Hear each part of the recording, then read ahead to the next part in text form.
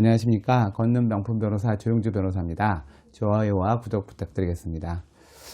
제가 한 5, 6년 전에 그 선릉에 있는 커피를 만드는 공장에 가서 그때 바리스타 공부를 한 적이 있습니다.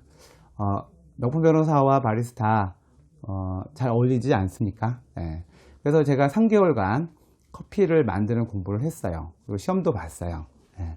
그래서 이제 커피에 대한 공부를 좀 해봤습니다. 커피를 어떻게 만드나, 어떤 게 좋은 커피인가. 자, 근데 그 법률신문 5월 18일자 칼럼을 보니까 그 대구지법 포항지원에 있는 임영철 부장판사님께서 재판과 커피에 관한 칼럼을 썼더라고요. 그래서 이거 재밌다. 이거 좀 소개해야 되겠다라고 생각을 했어요. 여러분, 이제 뭐 커피점이 워낙 많죠. 커피점이 많이 생기고 많이 망하는데요. 일단 우리가 커피점에 가면 뭐 기본적으로 마시는 게 아메리카노 아니겠어요? 커피를 만든 방식은 크게 두 가지로 일단은 볼 수 있어요. 일단은 그 카페에 가면 에스프레소 머신이 있거든요.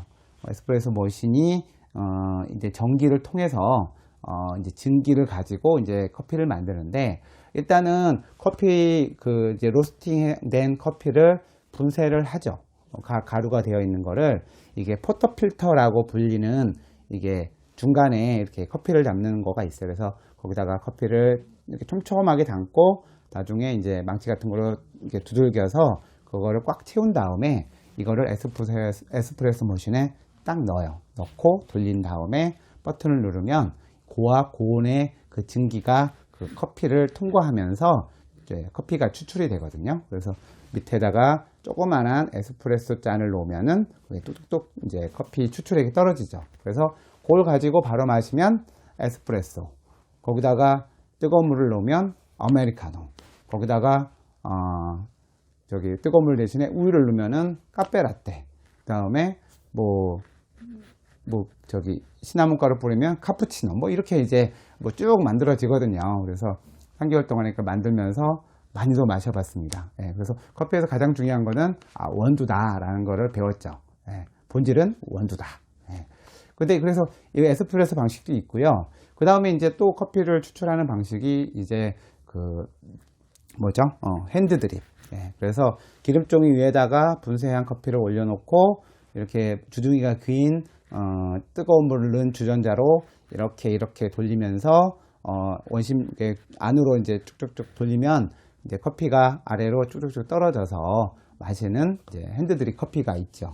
그래서 뭐 핸드드립만 하는 데도 있고, 그러니까 보통은 핸드드립만 하지도 않고 에스프레소 말고 두 가지를 다 혼용해서 이제 커피를 만들어서 이제 파는데, 그래서 이제 재판을 임 부장판사님은 뭐 재판을 변론길과 뭐 이런 것도 신속하게 하는 거는 에스프레소 방식이다.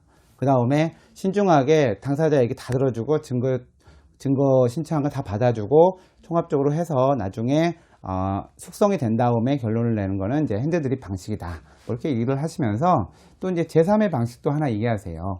이게 뭐냐면은 콜드 블루 방식인데, 우리가 뭐 속칭 먹는 게 더치커피, 이렇게 길게 돼 있어서 쭉쭉쭉 위에서부터 커피가 뚝뚝뚝 떨어지죠. 찬물을 넣으면은 거기 이제 용기 안에 있는 커피가 그거에 대해서 그래서 시간이 되게 오래 걸려요. 오래 걸려서 그 또한 풍미가 다른 커피가 되는데, 우리가 보통 더치커피라고 하는데 그거는 이제 콜드 블루 방식이라고 하거든요.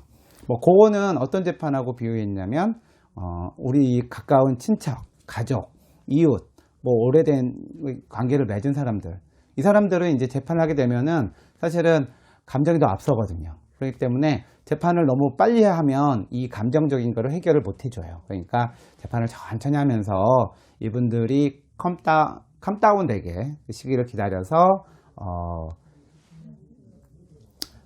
그때 가서 이제 사건을 해결하면 그 사람들의 감정적인 것도 해소하고 사건도 잘 마무리할 수 있는 방식, 뭐 이거를 콜드 블루 방식이라고 표현을 했어요. 근데 재밌는 비유인 것 같아요. 커피를 내리는 것과 재판하는 방식. 근데 모든 재판을 한 가지 방식으로 할 수 없잖아요. 사건마다 다른 방식, 에스프레소 방식, 그 다음 핸드드립 방식, 콜드블루 방식을 선택할 수 있는 판사가, 바리스타가, 훌륭한 바리스타가 돼야 되죠. 한 가지밖에 모르는 바리스타를 우리가 훌륭한 바리스타라고 부를 수 없고, 재판의 방식을 한 가지만 하는 판사를 훌륭한 판사라고 할 수가 없는 거겠죠.